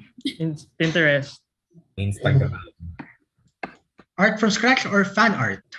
Scratch. Fan art. Oh, okay. Grabe, being different. Aesthetic or classical? Classical. Classical. Warm colors, cool colors. Warm colors. Cool colors. Cartoon realism. Realism. Realism. Art based on fantasy or fiction or personal experiences. Personal experiences. Minimalism or maximalism. Minimalism. Minimalism. Commissions or work on your own art. Work on your own. Oh, wait, no. Oh, okay. Ayan, And ayan. that concludes our fast talk. Pero Pero yung nagmadali. Kasi ko yung na-tense. Fast. Oo. fast. Pero yun, nag-stand out na answers. very standing out yung sagot niya ni Gio. Being unique talaga. Tapos yung dun sa yung last question, yung commissions, nag-hesitate pa talaga. No, okay, hindi ko na-explain. Hey, go lang. If you want. Hindi, iniisip ko kasi kung either gusto ko umipon or gusto ko lang dahil hobby siya or passion project siya. Ganun. Pwede naman both. Pwedeng both, pero sige, art for my own na lang. Okay. What about sa interpretation ng question na yun na express what you want or express yung thing ng nabigay ng iba in the way you want? Kasi can magkaba yan eh. Original or inspired, parang ganun yung question. Parang ganun. Parang yung anong tanong yun? Yung fan art or art from scratch, parang ganun na yung idea. May freedom ka eh. Para sa akin Yeah. Freedom ka. Oh. Ang challenge ko dyan, kasi ako mahilig din akong be inspired with works of other artists. Ang challenge lagi sa akin is paano siya hindi pagmumukaing similar o ginaya or in-inspire. Yun yung challenge. Kahit alam mo at the back of your mind, yun yung inspiration. Pag yung ibang tao nakita yun, how would you make it your own? How would you make it somehow still look original? On the idea. Oo, yun yung challenge din for me. Diba? Mga ganyan Kasi sa internet, ang dami-dami mo namang makikitang pwede mong gawing pegs, bases, mood boards, mga ganyan. Pero how can you translate that into something na you'd give your own flavor? Diba? Yun yung challenging doon. So now, I'm sure yung mga audience natin ngayon ay curious sa mga artworks ng guests natin. So now we are very lucky kasi they will be showing us, mag-level up ang open mic ngayon, may pa-showcase na. Wow. We will be showing some of the artworks of our guests para makita din ng mga audience natin. So, without further ado, let's get to it. Ayan, siguro magbibigay ng short description yung artist nung nasa screen na artwork. Ayan, kaninong artwork ito? You may ayan, go ahead, Gio. This one's mine. So, ang idea ko dito is I wanted to take a photo na black and white. So parang ang title ko for this one is 2050. Kasi there was like an article na parang the world would, some places would be underwater by 2050. And the idea here was that yung pollution natin and all of that stuff, parang nag-accumulate siya. And by that, even beyond 2050, hindi pa rin siya nagde-decompose. Kaya ang ginawa ko na lang dyan is parang merong latang hindi pa nasisira kahit nasa lapag na siya.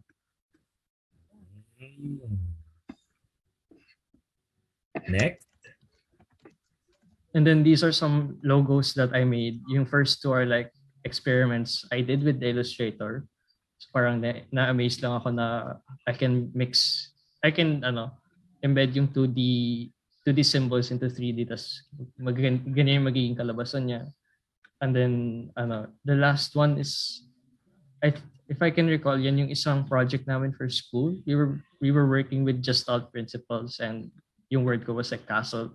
Tapos gumawa ko ng parang Chinese temple, I think. Using lines lang. Yeah, I was really happy with that one.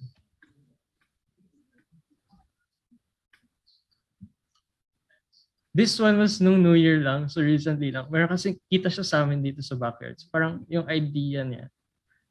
Kaya medyo na-attach ako dito kasi it kind of looks like yung COVID virus.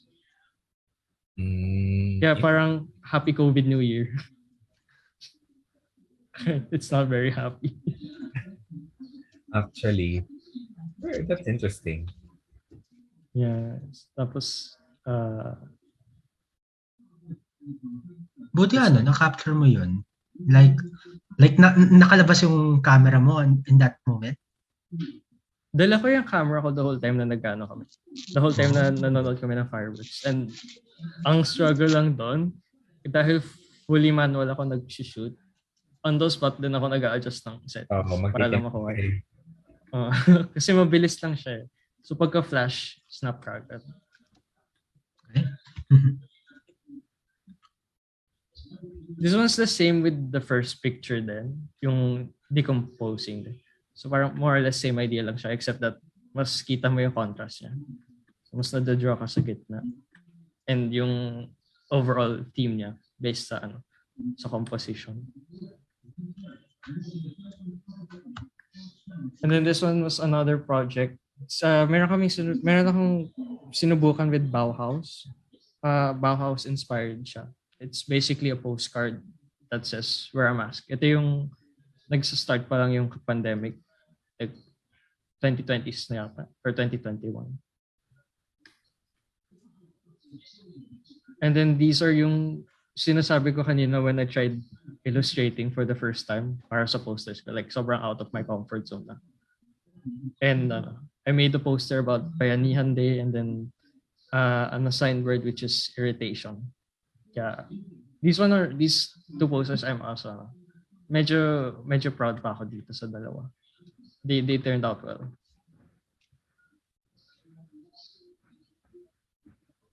I think these are my artworks. The first artwork on my left is just me 8 years ago.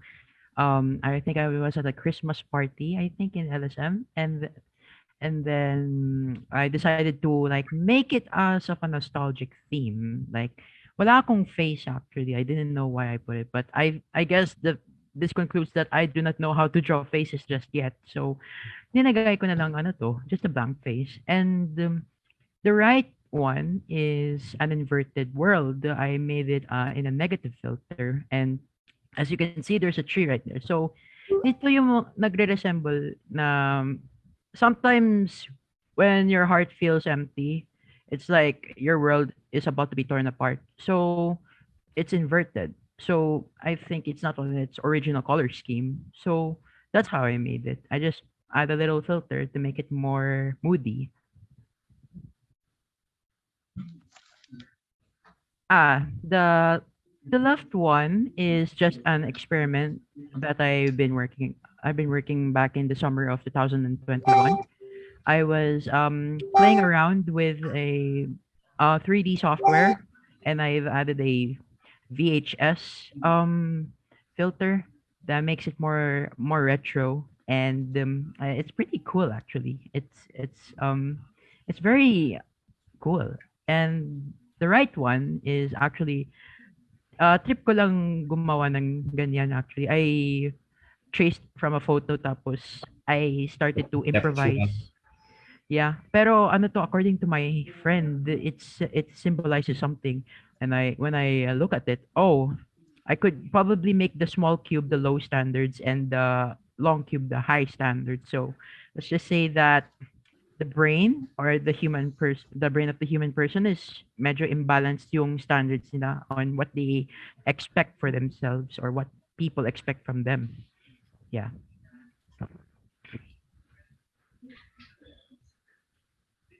The left photo actually, I was playing around with some textures and models. I just made an aesthetic setup. It looks like chess, but I just made it beautiful lang. Made it look cute and made it more aesthetic. Well, this one naman, I drew this for a close friend of mine. I drew a Mustang car. I used it in a different software.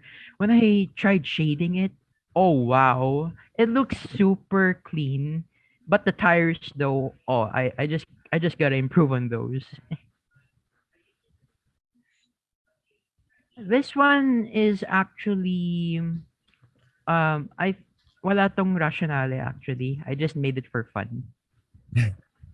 Currently my Even desktop if it's background. Alde, your art makes you happy, then just go for Yeah. it.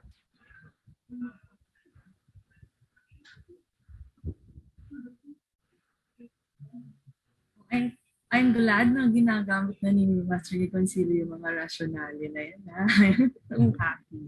Anyway, this is one of our murals. So I have a partner there, si Archie Francilio. So that's in Makati as well. Parang gano'n. So it's ano din siya parang ano din mga cafe din siya, cafe.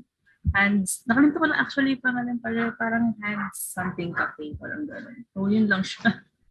Mataas siya, ang taas niya, pero ayun, yun lang naman. Pero kahit flat yung itsura niya na dinikit yung pero pinit talaga yan yun. Malaki yan in person siya. Ayun. Ayun. Yun lang yung share ko dyan. That's my first time na gumawa ng digital painting. Kasi bumili ako ng ano yun? Graphic tablet? Oo, yun. And tablet? So, tinry ko. So, first time ko mag-try mag-drawing or mag-paint using that. So, yun lang yung share ko about that. Close to your heart. Sorry, sir? Kaya close to your heart kasi una.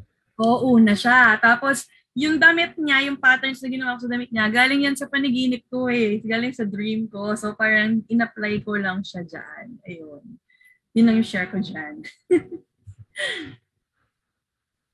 This one, these are my works. Yung isa, yung mga una dyan, sa ano yan, Glorieta, yung lugar. So, that is not my my work na from my heart. Pero for a client yan na meron kasing event ang Mix Philippines. So, kami yung mag-decide kung saan ikakabit, yung mga stuff, ganyan. So, gumawa ko ng 3D. Using SketchUp lang yan.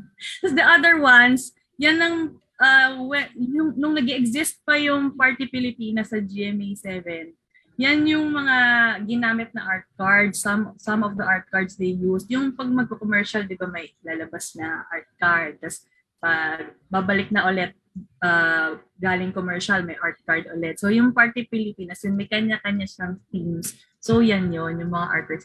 Gumagalaw talaga yan. Pero syempre, hindi kailangan gumalaw dyan. Pero yun, animated siya yung mga yan. Yung memorable moments. College pa ako nun actually. Tapos, nung ito din, same as sa mga works lang din yun mga layouts for sa trabaho dati. Ayun. For events din siya. Ayun. But not from your heart, sabi mo. Siguro yung from my heart na nailagay ko lang doon, ano itsura, anong kulay, paano may papasok sa theme, paano siya pasok sa concept. Pero yung concept, yung pinaka sa kanilang galing, kumbaga magbibigay sila, ano bang feels gusto nyo? Ano bang gusto nyo ilabas niya? Tapos ikaw na mag-iisip, anong magiging itsura niya sa labas. Ito ang pinaka-memorable sa akin. yung una dyan, you can see there a stage yan ng Araneta Coliseum. Actual stage yan, actual photo yan, hindi siya 3D. So, ayan ay, what they call this, Wish, yung sa Wish Bus, Wish Awards, yan, yung ginawa nila. Tapos, I got the opportunity to design the stage for them, yung stage. So ito yung happy na, kasi ginagawa ko yung design from scratch paper lang, as in drawing lang siya ng scratch paper. So sila na yung bahalang mag-implement ng 3D niya, ng in-person niya. So in-scratch paper ko lang siya. Ginagawa ko siya actually Pasko, parang nung timeline, kasi yung Wish Awards, the next month, parang ganyan. Parang January sila. Tapos, kaya to sobrang happy ako talaga dyan, kasi I had a work before na yan yung industry. Pero this time, ito, wala akong ibang, kumbaga, walang nag-help or walang brainstorming na nag-help kasi everything is from me lang. Parang yung idea na saan lalagay yung LED. Original. Now yung mga ganyan. So sobrang saya ko nung nakita ko siya, nung may nag-send sa akin ng picture, kasi wala akong naging chance para pumunta in person. So may nag-send ng picture. Parang sobrang saya ko kasi sinunod talaga nila yung dinrawing ko sa scratch paper na parang gano'n. Sobrang saya ko talaga. Tapos at the same time, parang big event siya. And sa Araneta pa. So sobrang siya sa akin talaga. Tapos at the same time, I was down that time yung nararamdaman ko. Pero nung 2019 ata to, pero nung nakita ko, yun yung nag-iba ng mood ko. So, sobrang happy ko that time. So, sobrang memorable talaga. Tapos yung susunod naman, yung painting na katabi niyan, yan yung actually ginawa ko for the Mape people. Kasi parang yung mga kanya-kanyang, parang nire-represent ng mga paintings na yan, yung Mape people last 2018. So, yan yung first na gift ko para sa mga kasama ko sa department sa MAPE. So, kanya-kanyang personalities yan, yung mga paintings na yan. Ayan. Yun lang yung share ko dyan. Actually, if you look closely there, iba-ibang material din yung ginamit ko dun eh. Ito, wala lang yan, digital art lang din yan. Nagpa-practice lang ako ng digital yun nga, dahil bumili ako pad something, yun. Ito naman, nag-explore lang din ako ng ibang itsura. So, nakatuwaan ko sila. So, yung characters na yan, lagi ko silang pinipaint. Actually, hindi magkakasize yung mga yan. Yung nasa gitna, isa din yan importanteng painting sa akin. Malaki yan eh. I forgot yung specifics, pero malaki siyang painting. Nasa sala namin siya. Napaka-memorable din yan kasi that was the painting I made na proud ako kasi first time kong mag-express ng feelings ko sa art. Na first time kong mag-express in an abstract way. Kasi kakagaling ko lang dyan sa isang show sa GMA na ang naramdaman ko roller coaster na imagine being part of a show na parang ang tawag sa show is yung protege. So para siyang PBB. So nung pagkalabas ko nung house, kasi ilang months kaming hindi umuwi. So paglabas ko ng house, talagang may urge ako to paint. So naramdaman ko parang roller coaster talaga. Kaya ang title ko dyan, roller coaster. Kaya close to my heart din yung painting na yan. Yung mga nasa gilid niya, experiment ko yung mga yan eh. So yung nasa gitna talaga yung close to my heart. Ayun. Ayan yung sa West Town Coffee na isa ko pang painting. yung mural siya. At napakataas na, 3 stories. So umaakyat kami ng mga scaffolding. Oo, nang walang harness, walang ganon. So parang sige akyat. Actually, hindi mo naman mararamdaman yung pagod kasi hindi mo alam ilang beses ka umakyat baba dun sa scaffolding. So, pero masaya siya. So same yan din, puro sa West Town Coffee yan. So Doon sa Makati. So matataas at delikado yung setup namin actually. Kasi yung isa dyan sa hagdanan naman and mataas siya. Ayun. Yung beside that mural, actually, dinala ko siya dito. So, dito siya kaliit. Ayun. Dito siya kaliit. So, parang iba din siya sa picture kasi sa in-person pag may design. So, ito wala lang to, yung feeling ko at the moment. So, pinip ko lang. Minsan yung, sabi ko, parang lungkot naman ng mata niya na parang medyo ina-adjust ko. Actually, ilang adjustment ang naganap nila sa babaeng ito eh. Ang tawag ko dito, avocado. Kasi avocado yung kulay niya para sa akin. Parang gano'n title niya. Si Avocado, parang yun yung title ko sa kanya. Ayun. Tapos may kapatid na, kasunod ba niyan yung kapatid niya? Can I see? Ay, hindi. Ayan, obviously, ako yan. Ako yan. Para self-portrait ko lang yan. Pero hindi ko na siya nadala here in person kasi ang laki niya. Malaki siya. So, parang naisip ko lang talaga siya. Gusto ko bumili ng square na canvas. So, parang, ayan, ginawa ko siya. Ayoko lang kasi yung tatay ko gusto niya ilagay sa wall namin. Ayoko. Kasi mukha ko yan. Parang ayoko ilagay sa wall. Parang gusto ko lang yung kanina, yung abstract. Ayoko yung mukha ko na nasa wall. Unless siguro kung Ang ganda naman. Isipin mo, mirror na lang yun every time na gumigising ka. Ayun yung, The face of beauty is already in there. Diyan lang siya sa tabi. Gusto ko lang siya i-paint that time, pero diyan lang siya sa tabi. Parang ayoko siya ikabit sa gitna ng sala namin. Parang gano'n. Ayun. Yan yung mga babies ko. Yan yung babies ng college sa kanya nang gumawa kami ng mga sculpture na yan. Ito pakita ko. One of my favorite artworks. Yan, ito. Wow. Actually, mabigat siya. Yan, mabigat siya talaga. So, ayan siya. Tapos, tawag dito, yung professor namin yung nagbigay ng, gawa kayo na, parang babies kasi yung niya, inspiration. So, yung mamimix ko sa kanya. So, natuwa ako. So, favorite ko to kasi pag nag-sculpture ka, gawa ka ng sculpture, hindi mo alam yung kalalabasan niya pagkatapos siya i-fire. Hindi mo alam yung kulay niya, hindi ka sure. Nung lumabas to, tuwang-tuwa ako. So, may gusto bumili nito noong time na yon. Sabi niya, bilhin ko 20,000. Sabi ko, wow. Hindi ako pumayag kasi kahit ang laki love ko talaga to. Parang gusto ko akin siya. Kasi happy ako sa kanilabas at saka first time ko gawa na gano'n. Tapos yung kasama niyan, yung nasa picture, hindi pa sila luto yung katabi niya. So, ito yung isa dyan, ito siya nung luto na, yung nasa gitna, ito siya nung luto na siya. Ito siya. Yan. So, mabigat siya. So, sabi ko, I plan to create more kung pwede pa doon. So, titignan ko kung pwede pa. Sa school ko kasi ito ginawa. So, try ko kung pwede pa gumawa. Ang saya mag-ceramics pattern. Masaya yung mga maduduming ginagawa. Masaya yung kamay mo. Parang gano'n.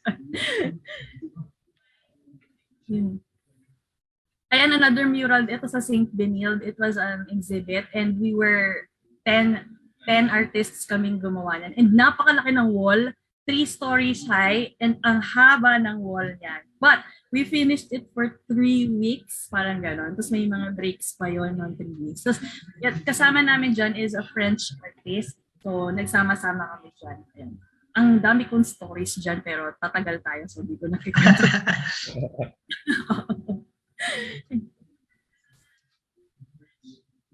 Ito, this is a plate of mine when I was in first year college. Gawa siya ang ginamit dyan ay pen. Tawag dito, I forgot the name of the pen, pero pen siya. Okay? Tapos, dito ko na-discover, or dito ko masasabi talaga na you'll never know until you try it. Kasi hindi ko alam na kaya ko gumawa ng ganyan. Nung college ko lang na-discover na parang gano'n. Na thank you din sa prof ko na yun. Kasi siya yung sa akin na kaya pala namin gumawa ng mga stuff na gano'n. Ayun. So, yun lang. Thank you, guys. Ayan. Grabe, parang gusto ko maging sculptor, mural artist, traditional artist, digital artist, painter, parang all around. Kitang-kita po yung minention kanina ng ating mga guests yung exploring different styles. Nung nakita ko yung mga slideshow, yung presentation mo yan, totoo, kitang-kita, halata. Yung iba, may mga ang linis ng karakter, tapos yung iba naman, sobrang detailed, parang expressionism. It's a May variety ng style talaga. May iba-ibang approach to the to your art, 'di ba? Iba-ibang perspective, iba-ibang interpretation. Yan. Well, that indeed is art. And sabi nga ni Rev sa ating comment section, art is the voice of the soul. Beauty is its eloquence. That's true. So true. Kaya dahil daw dyan, Miss Alde, you have a wonderful hand for ceramics. Please make more. Yes, gusto ko rin. Yan. Kung tatapatan ni Rev yung 20,000, malay naman natin. Bigla ka mapasugod dun sa sa paggawa ng mga ceramics. Ayan. So going to our next question. By the way, thank you so much for showcasing your work to our artist guests. Ayan. So sa mga susunod na episode ng Open Mic, magkakaroon na rin tayo ng mga ganito. We get to showcase kung ano man yung mga pwedeng i-showcase ng mga guests depending on the topics. And ngayon, I'm sure you have inspired a lot of our viewers with your art. Yung naman mga goals talaga. Now, which leads us to our next question. How different would your life be without art? Ako dyan, bato siguro ako pag walang art. Bato, matigas. Lifeless. Batong walang ginagawa, andun lang sa tabi. Ikaw, Gio? Yung art actually was like yung turning point ko noon. Dati kasi gusto ko mag-computer science and then pati engineer. Hanggang sa nakilala ko hanggang sa nag-graphic design kami sa media information literacy na class. Tapos doon ko na-realize parang doon na yung parang doon na nag-revolve yung buong buhay ko. Sa art. Parang di ko kaya na parang lahat na lang napapansin ko, everything's like artistic, may expression na ganyan. Without it, parang very boring. Parang bato na lang din. Diba? How about you, Kyle? Maybe life without art for me, I'd be expressionless. I'd just be focusing, watching on YouTube on the couch. Then I'd be reacting to a lot of videos, memes, everything. I'll just sit right there, watch on the screen, and do nothing. O, diba? Siguro robot. Yung wala, yun lang ginagawa everyday. Parang lifeless. Buhay naman ako. Pero, siguro halaman. More like halaman. Buhay naman ako, pero wala walang sense. Sabi nga alive but not living. In a way, yeah. Sabi nga nung isa sa mga mentors ko sa photography before, anything that people do that has nothing to do with survival can be considered art. Pag hindi related sa survival, kung mabubuhay ka ng wala yan, it can be considered art because art gives life. Art gives life. Kahit sabihin natin mabubuhay tayo ng wala yung art, still, it gives life pa din. Stories, dancing, music. Oo, di ba? Mabubuhay naman ang tao nang hindi kumakanta, pero how would that sound? I mean, no pun intended, how would that sound? Even writers, diba? Anong movies pa ba? Wala kang nakikita ngayon sa internet na anything. Puro text lang na so walang kabuhay-buhay. News update lang. Wala kang damit. Kakalungkot na news update. Oo. Ultimo nga news Parang may art pa din yun in a way. Pero bahay mo, lupa, yung ganun, sa ilalim. Wala talaga. Ayan. So, na-mention ni Gio na because of one of your subjects, it introduced you to your art. Tama ba? Yes pa. Ayun. So, siguro pwede nating sabihin talaga na right now, yung mga teta natin, yung mga tasks natin, it can open opportunities to discover art. and potentially like Gio, discover your career in the future. May kilala ako na dahil sa PETA din nila, naging ngayon director na siya ng mga movies dahil gumagawa lang sila ng commercial nung when he was in high school. Parang kailangan ko mag-video edit. I mean, may talent ako for video editing. Ngayon, nasa Canada na siya, nagsa-scholarship for filmmaking. Ayan. Tapos natapos din siya ng Benilde. So yung mga ganun, don't take your petas for granted, especially if it's art-related. Kasi minsan naririnig ko sa mga students, di naman ako artistic, di naman ako creative. We are not limited to a specific art. Diba? I believe there's a certain kind of art for everyone. Diba? It just needs a matter of discovery and cultivation. Diba? Hindi ka creative sa visual, kantahin mo, tugtugin mo, sayawin mo. Diba? Marami namang means and methods for that. Now, for our next question, how did the pandemic affect your art? How did the lockdowns, our isolation affect what you do as an artist? I think maraming parang adjustments.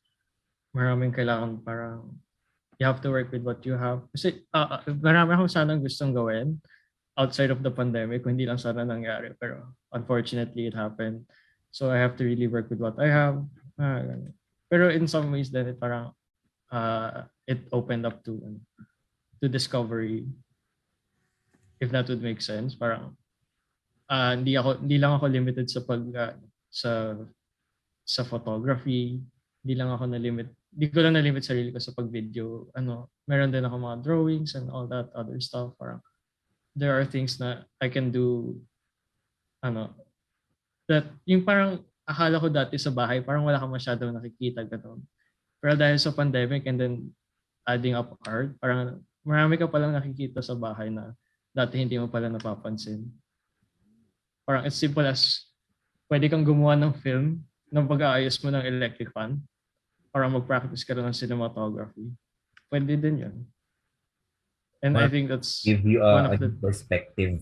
Parang I think that's one of the great things din ng binigay ng pandemic to artists. Like you're not limiting yourself to ideas lang. Meron kayo mga parang work with what you have. Yo, how about the others, Miss Kia and Kyle? Sorry, sir, can you repeat the question? How did the pandemic or our lockdown affected you and your art? Naka-change siya in a way sa akin. Siguro sabihin ko na lang din sa music industry. No, wala na ako ng gigs na katulad dati. Parang events, no? Events din. Hindi na masyado. Pero first time ko ulit magkakaroon this coming 14. Pero Valentine's. Dati, parang gano'n.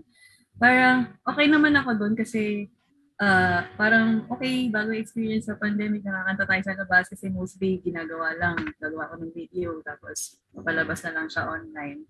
Ibang-iba kasi yung may audience ka. Yung live mong naririnig yung tumutugtog. Hindi siya from YouTube o sa internet lang. So ayun, yung sa side ng singing naman. Nakita ko ngayon yung video ni Moira na kumakanta siya sa isang wedding tapos hawak niya yung acrylic niyang cover. Lalakad siya, hawak niya yung it's may gulo. That looked really weird. Oo, pero sinishare niya yung mic parang gano'n. Oo, pero hawak niya yung cover na gumagalaw. How about you, Kyle? Since the pandemic has taken over, it actually affected my artwork very well. I was able to explore more with the free access of the internet. I get to watch videos on mga tutorials, and then I just do it on my own way. I also geek out with some of my friends about comic books, shout out pala kay Angela Buendia. We used to geek out those comic book arts. Um, and then after that, I decided to like it gives me more opportunities for me to improve on my artworks, especially when I'm new to those kinds of genres. Because I'm at a multi-genre perspective. I focus on a lot of things in art. So I don't just focus on one. I just want to explore everything, gather everything, and then make it to a result. So, ayun. And so parang nagbigay pa sa'yo ng more opportunity to improve yourself, to explore. Yeah. So before we wrap this up, do you have any last questions, James and Renz?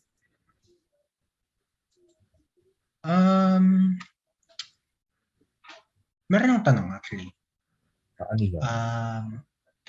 Paano mo malalaman na you took criticism well? Kasi minsan akala mo tinanggap mo pero walang nangyari.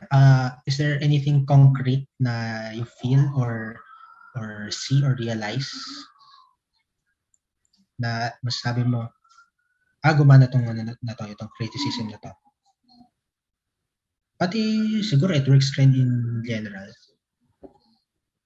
Can you advise us, co-hosts at saka mga viewers? Co-host saka viewers, di mo tinanong yung guest. Yung guest lang di mo tinanong. Baka save the best for last. Ganun. I mean, Tanong mo. paano ba sabihin yun? Can you advise the co-host and guests here na nanonood? Parang baka may tips yung mga natin, viewers about that. Okay. Pwede nilang gamitin yung comment section for that. So, while they are doing that, tanongin natin yung mga guests natin. What's a good indication that you have taken or you took criticism well? Anyone? Share ko. I'm sorry. Sige, master. That's okay. You go first po, ma'am. Okay, yung share ko lang yun sa prof ko. Yung prof ko kasi hindi siya nahihiya or hindi siya na magsabi ng criticism sa mga estudyante niya. So, maybe nakakatakot siya in a way, pero ma-realize mo na magagamit mo yung criticism niya when you're outside the school. Kasi doon ko na-realize yun eh. May time na parang sobrang big deal sa'yo pag pinuri ka niya kasi sobrang rare nun. Tapos may time na may ginawa ako na, kasi sa kada klase namin, meron siyang sinasabi na, ito yung mga top 5, tapos na okay. Ito naman yung top 5 na hindi okay. Pero hindi niya pinapangalanan. Parang gano'n. Tapos, buti na lang, meron ako doon may time na one time na nasama ako doon sa top 5 na okay. Pero, may but, kulang na ganito, ganyan.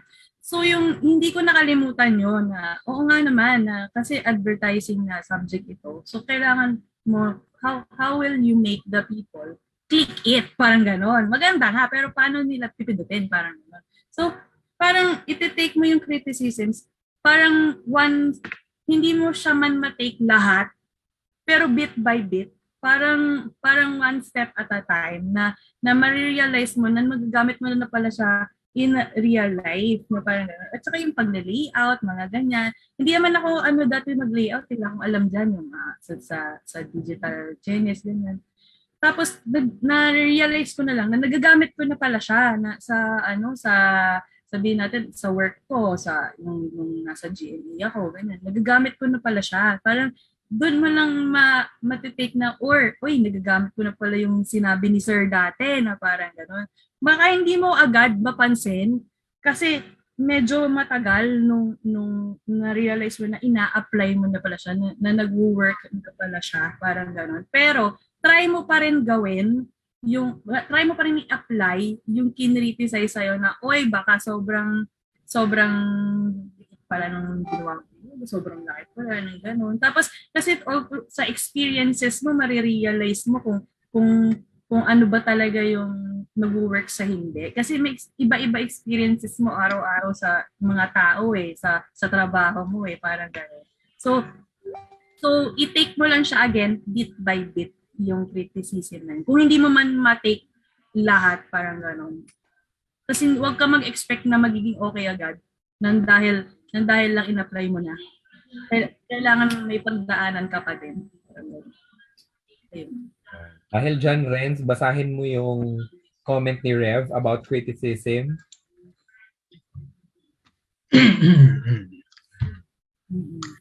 Criticism is the fire that purifies gold. The key is to allow it to bring out your best, not to scald or burn you. Yun. Amen. So use the criticism to your advantage to be better, to hone your craft, and not to put you down. Doon mo malalaman if you have taken criticism well. So with that, let me ask our guests for tonight, what are your final messages for artists like you and aspiring artists in whatever media? Anong mga message? I'm sure marami kayong na-influence at na-inspire tonight. Anyone? Master Silva? I think message ko para sa mga aspiring artists is to, to keep trying lang. Huwag kayo madismaya kapag, kunyari, yung parang kay Kyle kanina pag naging failure, edi hayaan mo siya maging learning experience. Pag may naharap kayong challenge, huwag kayong aatras, face it head on, tapos you never know baka yun na pala yung kinakailangan mo para mag-grow. Tapos, meron din kasi yung iba, parang sa mga aspiring artists, medyo scary yung pagsimula. Kasi usually, pag tinatanong mo kung yung usual na tanong is paano ka gumagaling sa pagdodrawing, tapos ang sagot sa'yo parang practice, it doesn't mean a lot, right? Parang ang vague ng pwedeng sabihin sa'yo. Pero I think you just start with the basics lang, and then you start challenging yourself, go from basics, then start from going 3D, and then do shading, tapos hanggang sa mabuo mo silang lahat. Ayun. Doon din ako nagsimula. So, it worked out for me. So, I think it might work out for you then. Oh. How about you, Kyle? Ilast na natin si Miss Alde this time. My advice for artists, non-artists, and aspiring artists. I want you to become an explorer in your journey. You can finally discover a lot of stuff on your surroundings. And don't just feel bad if you receive criticism. Kasi due to my experience, I never handled criticism very well. Pero I just learned that criticism is basically the points of improvement na dapat ko i-apply. And I myself as well as an explorer, I am gonna continue discovering a lot of stuff, whatever is out there, and I totally go for it. That's all. That's a very nice input, Kyle. Thank you. Miss Kia? Pag kinikriticize ka ng iba, don't take it personally. Hindi ka niya inaatake. It is a way for you to grow. Okay, take mo lang. Take lang. But at the same time, pag may naisip ka, do it. Ganun. Kahit sabihin mo na baka hindi nila magustuhan o baka baduy, baka walang mag-agree. Do it anyway. Ganun. Kung yun ang naisip mo di ba? Kung sabihin natin, may mga ideas tayo na medyo minsan sobrang out of the blue. Pero hindi mo alam yun yung nag-work. Di ba? Kasi yung iba, hindi nila bigla na lang, buti naisip na yun. Parang kailangan din na sana maniwala ka na merong naniniwala sa'yo. Meron at merong naniniwala sa'yo. Hindi lahat, kunyari feeling mo, hindi ako magaling, ganyan. Merong may sa'yo, na humahanga sa'yo. Hindi na nga mong isipin. So, huwag mong anin yung sarili mo, down. Kung sakali man na meron kang feelings or doubts sa sarili mo. Ayun lang. Yun, quotable quotes, maniwala kang may maniniwala sa'yo. Believe that there will always be someone who will believe in you. And maganda rin if it would start from yourself. Diba? Yan. So, Renz and James, would you kindly thank our guests for tonight? So I would just really love to say na I was really grateful for this experience of learning and sharing of insights. I'd really like to learn more actually. Also, as an artist, I'd like to make some collaborations if ever. But other than that, I just like to thank all of these guests, Kyle, Gio, and Miss Alde, for your participation and for your consideration in providing us with knowledge and your art. Renz? Ako rin naman, from my side, I'd like to thank our guests for being yung concrete models na pinagdaanan na talaga yung sinasabing mga take criticism, yung lahat ng mga bagay na maririnig mo lang, sinasabi ng iba na parang hindi mo pa rin gets. Pero here we have people who already went through it talaga. So, parang medyo napatotoo siya sa akin. I'm grateful for it kasi aside from Esli, I'm also in the loop and natututo pa ako sa consistent na participation sa loop. So, it's parang it's a preview sa kung tutuloy ko ang loop, anong makikita ko, anong mararanasan ko. So, yun. Yan. So, speaking of loop, Renz, andito si Gio, isa sa mga pioneer members ng loop. Di ba na Gio? Yan. So, kaya we constantly learn, we constantly improve our crafts as an artist. We learn from the people. Kaya thank you ulit sa mga guests natin tonight. You provided us with experience-based insights talaga from where you guys are coming from, your own experiences, your own struggles, even your own insecurities. Thank you for showing us the nitty-gritty negative side also of being an artist to make us see the reality of what art is, but not to discourage, but of course to inspire and give a better platform for artists, not just in LSM, but even beyond. Ayan. So, ako siguro, ang final take ko dito, masasabi ko lang sa aspiring artists, always stay inspired. Always stay inspired no matter what media you're using, digital arts, dance, music, singing, theater, writing, kahit anong art pa yan, stay inspired. Love your art. Ang pag mahal mo, ipaglalaban mo. On. Hindi madali. Art pa ba yan? Hindi madali. Pagpapatuloy mo kasi mahal mo. And with that, ladies and gentlemen, this has been another episode of Open Mic. Thank you so much for being with us. Kayo din, kung may sharing din kayong mga experiences, please use the comment section. If you want to share your art, kasi ako, I personally encourage nga yung taking criticisms. Show us your art. Criticism is a part of an artist's life, so pakita nyo lang yan. Put it out there. Get noticed. Show it to your classmates and friends, to even your teachers. Miss Alde is here to guide you also. Kaya don't be afraid to take risks and show the world what a true artistic Lourdesian is. Renz?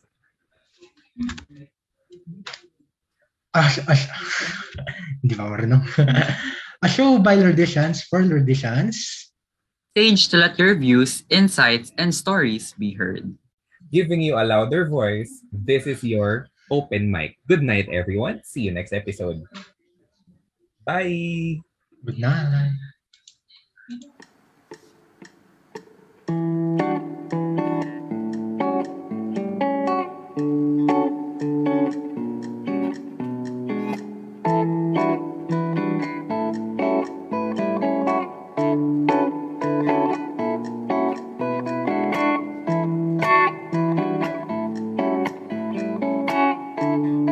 Bye.